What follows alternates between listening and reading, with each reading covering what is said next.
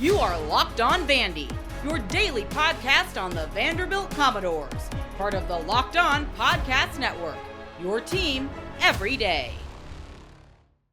Vanderbilt, Alabama, the game day game, as we all knew was inevitable 5 years ago. Corey Burton of Locked On Vandy is here. It's just like we're in an alternate dimension, Corey, because there is real justification. I know some people wanted Miami, Florida State, but Miami was just on game day with the Florida game for an in-state battle.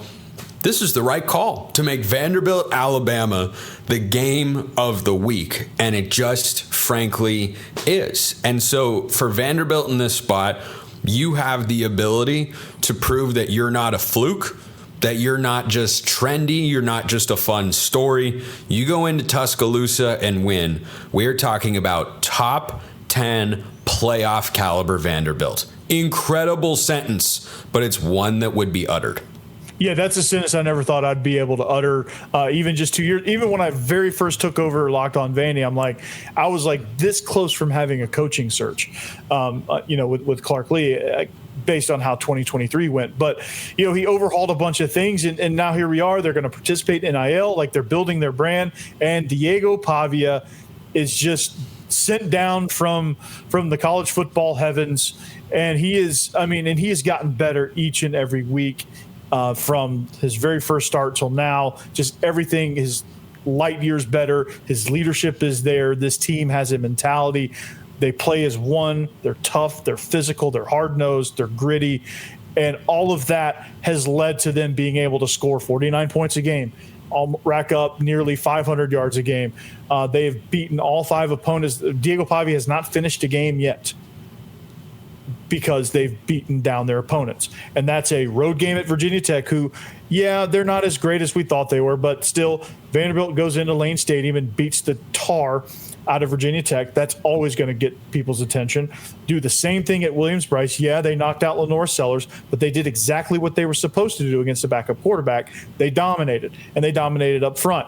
I think they were winning that game either way. Yeah, they were. Utah State, I think they're going to be in contention for the Mountain West Championship. Like, they are a legitimate team under Bronco Mendenhall. Georgia State, okay, but they scored 70, and that's the first time they've done so since their starting quarterback was flying overhead France in 1918 in World War I. So that's a crazy stat. So, they've done everything that they're supposed to do against their schedule that elite teams do. They're playing like an elite team. They've got elite team DNA. They've just got to go out there and prove it on Saturday. Yeah, and they're currently ranked, 18th by the AP poll right now? 16 in the AP, 17 coaches. Oh, okay, 16. Yeah, that's underrated. Spencer's top 25 has got them at number 11. And you could make the case that that's a touch low. They will not be underrated if they win this game against Alabama. So let's talk about how they do that. They're on the road. I think our friends at FanDuel have got this at about 11.5 points in favor of the Crimson Tide in this spot, which automatically means, of course, Corey, big point spread, Alabama Vanderbilt automatically means that Alabama is going to win. And of course, we know it's not the case. Last year is 22.5. But go beyond Diego Pavia for a moment. He has to look like himself. He's got to have the offense doing, I think, what they did last year, and it can be a crowd silencer as well now that they're on the road, which is convert 3rd and 4th downs. Nothing sucks the air out of the stadium like 3rd and 4th down conversions and a running game. That is how you neutralize a crowd in a hostile environment. And go beyond Diego Pavia, though. Give me a couple guys on the Vanderbilt side that you look at and go, this guy's got to play well, or Vanderbilt's taking their first loss of the season. Offensively, you said it. The run game has to be elite. So that's got to be Sedrick Alexander, MK Young, and AJ Newberry, the trio of running backs that has played extremely well this year. They've got to have a big game. I think Trey Richardson, you've got to find creative ways to get him the ball as a slot wide receiver, outside wide receiver. He can play in different spots there.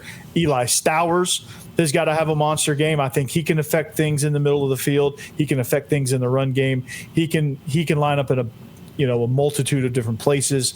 He's got to affect the game as well. And then Junior Sherrill, who's emerging as the true number 1 receiver.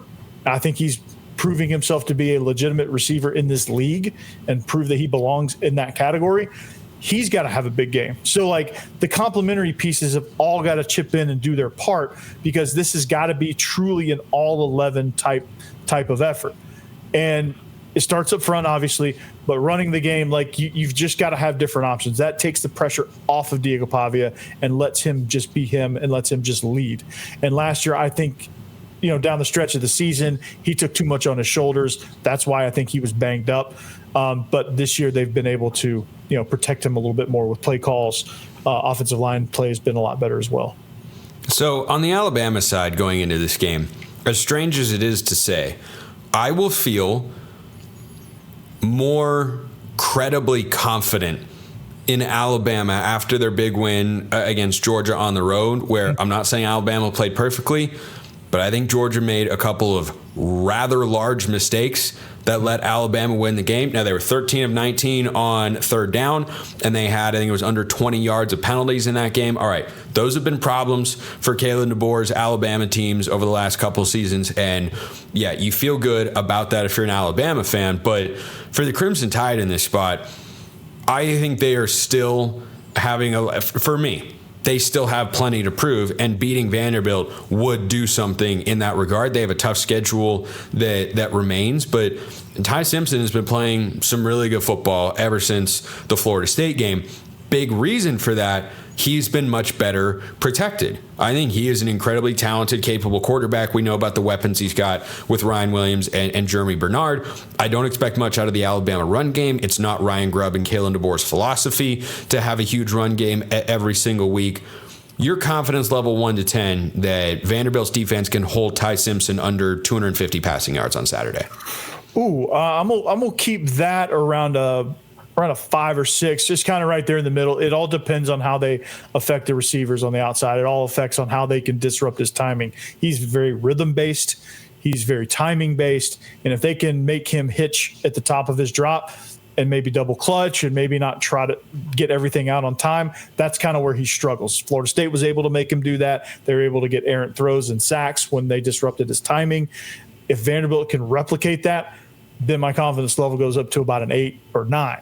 If they can't, it's going to be a long day for Vanderbilt. Do you have a score prediction going into this game? I think I've saved mine for my Friday show. I'm definitely leaning towards Alabama because they're at home. There's the revenge factor here that I think could absolutely come into play. And by the way, I mentioned Alabama's receiving weapons, and I didn't mention their best one. Caden Proctor is just an absolute weapon. He's a weapon. He just bowls through people, man. That was fun. I don't know if I loved the play as much as I loved Fowler and Herbstreit's reaction on the broadcast. Herbstreit in particular is just losing his mind, like, oh my gosh, they threw this guy the ball. That's incredible. But if Vanderbilt is going to pull this upset, Corey, and then give me your score prediction, what's the top thing you think they've got to do?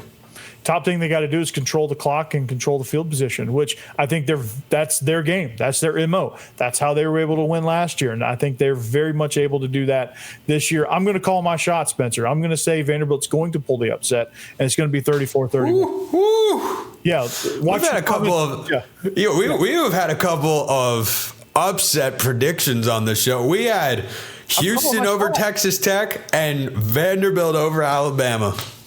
I'm calling my shot, man. I mean, hey, I'm confident in this team.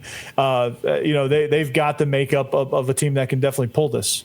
That might be enough for me to at least include them in the best bets this week. But you'll have to tune in to tomorrow's show to find out for that. Corey Burton, Locked On Vandy, appreciate the time. We're bouncing back to the Big 12 because Friday night, BYU's got what looks on paper like an upset alert. And then it's just not.